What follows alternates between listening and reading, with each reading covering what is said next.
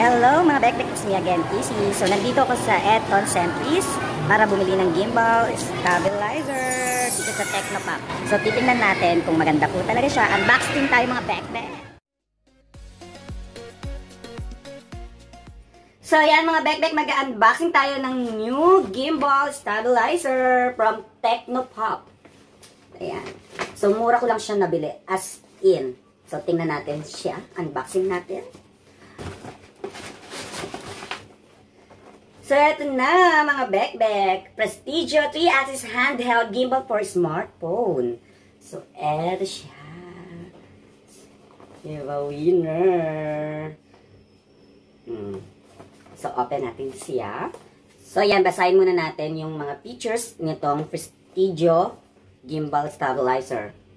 My God, English again. So, eto ang una mga mamshi. Pagpasensyahan nyo na English. Okay, yung una is comprehensive 3-axis stabilization. Prestigio 3-axis gimbal support your smartphone in the most stable position. So, even while walking and running, you can still capture more refined and rock-steady video. Oh, subukan natin yan. Tingnan natin kung totoo. Charot. Okay, ang pangalawa is truly amazing cinematography and videography. Release in the quality of having shake-free professional videos frame by frame. Prestigio also support wide angle, panoramic, and telephone functions. If your smartphone support this feature, shoot vivids and amazing landscape even and video log with ease. Hindi ko naintindihan. Okay. Ang pangatlo is 9 to 12 hours of battery life. Ooh, tagal. Perfect. At least ito magtatagal kesa sa jowa nyo na pang 3 hours lang. Char. Okay, Prestigio has a built-in 4,000 basta yun that you can operate up to 9 to 12 hours on a full charge depending on how you use it. Great for live streaming videos, capturing tons of clips, and covering events. Prestigio also double as a power bank. You can use it to power up your device while shooting. Ooh, winner! Okay, and then yung next is iOS Android compatibility with free app. So, libre siya, yung application niya. So, yung application niya is Gimbal Pro. So, kapag bibili kayo na ito guys, nitong gimbal stabilizer, so i-download nyo na kagad yung Gimbal Pro para kapag dumating kayo dun sa shop, pwede nyo siyang i-check bago nyo siya bilhin. Okay? So, kaya last is built-in mounting system with adjustable arm. Perfect for outdoor shoot. Prestigio come with a built-in screw port so you can work with other related accessories like tripod and monopod, compatible with devices that comes with a universal screw. So yan, compatible siya sa lahat. Diba? Tumugo utak ko doon So ngayon, bubuksan na natin yung box niya. Tingnan natin kung ano ang laman niya. So ang laman nitong box na ito ay selfie stick. Sakot. Siyempre, gimbal stabilizer. Syunga-syunga lang ba din?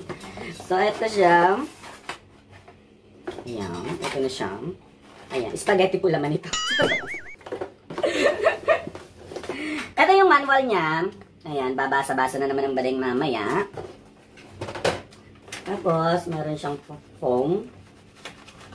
Ayan, balik tayo. Meron siyang foam. Ayan siya. Ayan ang gimbal stabilizer. Ayan, kita niyo ba mga bading? So, ayan. Diba, winner. So, meron siya nito, yung pang charge niya. So, kuha na lang kayo ng yung parang charger ng phone. So, para magamit niyo na rin to. Tapos, ito yung gimbal stabilizer. Ito siya.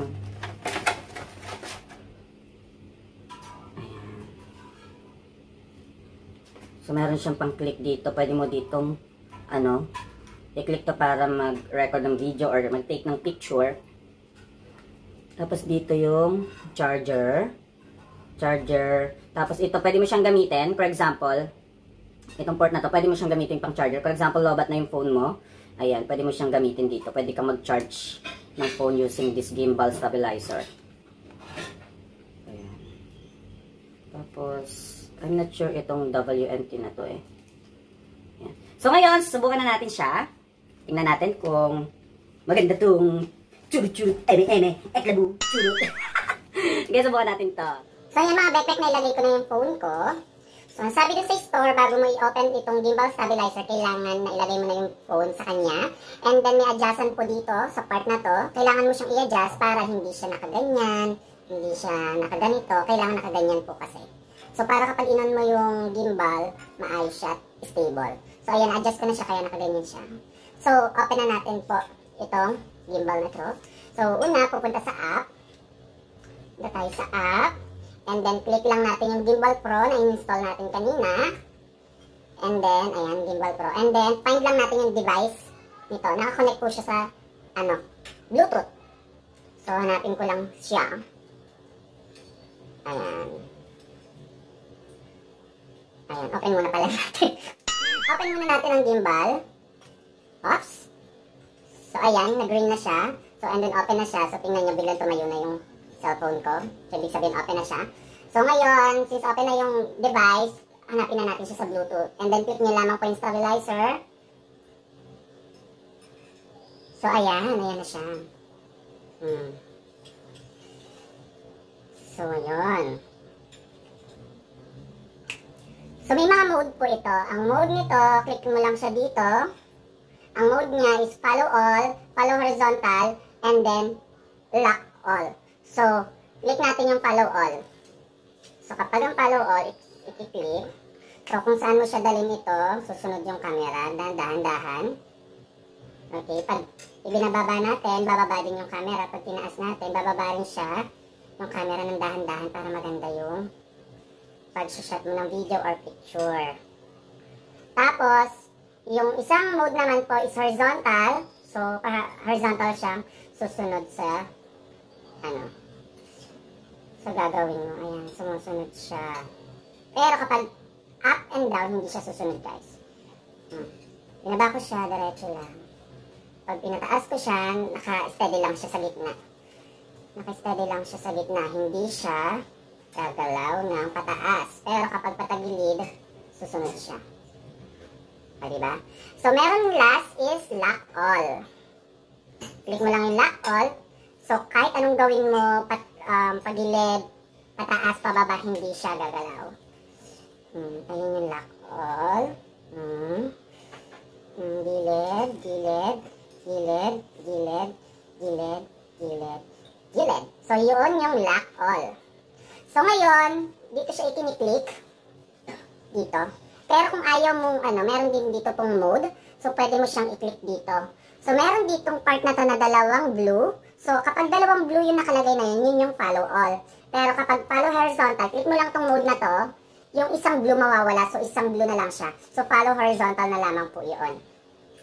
Ayan. O, diba? Tapos, kapag kinlik mo na naman yung isang mode dito, mawawala yung lahat ng blue. So, naman yun yung lock all. So, click ko to. So, nawala na yung blue. So, lock all na po siya. Ayan po. Wala na. Lock all na. So, ayan. So, kapag gusto mo nang ibalik sa follow all, just click lamang po yung mode again. So, itong bilog na to, so, ito yung pwede mong pagalawin yung camera, yung mismong cellphone mo. So, ayan. I-click ko siya pataas. Ayan. Tumataas yung camera. Oops. So, pagpababa, ayan, bababa din yung camera mo. Smooth and stable. Tapos, pwede mo rin siyang patagilid ito, pag ganon-ganon. Left and right. So, wait lang. Pantay muna natin yung, niya. So, left and right. Ayan, iikot po yung gimbal. Ayan. Oops. Hanggang doon lang kasi may lock. Tapos, ayan, pwede mo rin siyang ibalik. O, diba? So, yan. So, yun guys, meron naman dito WT. I'm not sure kung ano ang neto. So, pwede mo siyang gamitin kapag kinlik mo ito pataas, yung gimbal. Ayan, pagpababa mo na. Ayan, magzo-zoom siya. Magzo-zoom in siya pag, ayan. Kita ba? Ayan, zoom in. Pag pataas naman yung W, zoom out. Ganda ko, charot! So, ayun siya. So, ayusin na lang din. Tapos, meron din dito sa part na to, yung pwede mo siyang i-click kung gusto mo mag-take ng picture or kaya mag-record ng video. So, i-click mo na lang siya. So, ang next natin is ito. So, kung makikita nyo siya, kung nakikita nyo itong parang target na line, So, pag kinlik mo yan, meron siya yung parang sa tao and then dun sa object. So, kapag kinlik mo tong tao na to, tapos, so, kung sino yung gusto mong sundan niya, susundan niya. So, kapag kinlik mo naman ito, kung halimbawa car, bike, kapag kinlik niya, susundan niya ng gumagalaw din yung gimbal. So, maganda siya. Meron siyang follow. So, ngayon, subukan natin kung maganda talaga ang itong Prestigio Gimbal Stabilizer. Try natin, guys.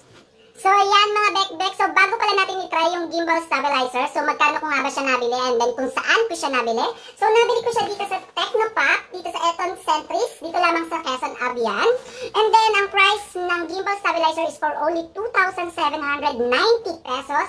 So, super mura siya sa mga ibang nakikita kong brand na worth 4,000 to 7,000 plus na gimbal stabilizer. So, titingnan natin siya kung maganda talaga yung quality niya and then yung mga effects niya. Kung stable talaga siya. And then, syempre, bumili na rin ako ng case niya para safe kung magta-travel ako. May sarili siyang bag. So, ito pong gimbal case natin is for only 499 pesos lamang po. Pero kung sa online mo siya bibilin is nasa 999. Pero kung bibilin mo dun siya sa mismong store, so 499 lamang po siya. So, buksan natin ito. Ano siyang gitara? Mini gitara. O, diba? So, ayan. So, ayan yung case niya. And then, may strap din siya para bag-bag lang, sabit-sabit. O, diba? So, yun guys. So, try na natin yung gimbal stabilizer.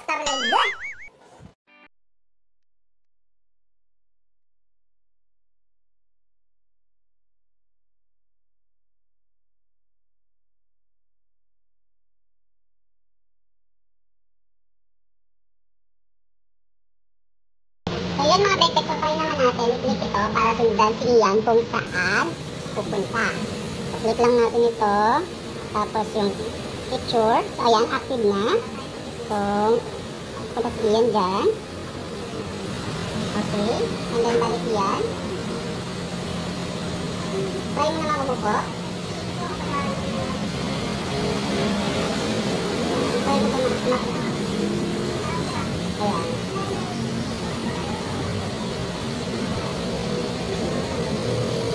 So, ayan.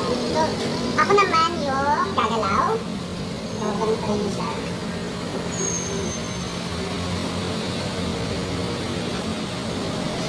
So, dito naman, hindi ko gagalawin naman. Pero, iiyan pa rin yung nakatutok yung camera sa kanya. Kasi, meron siyang face sensor na kapag kilik mo, kung saan yung target niya, yun lang yung bibidyohan niya. Bibidyohan niya. So, ulit.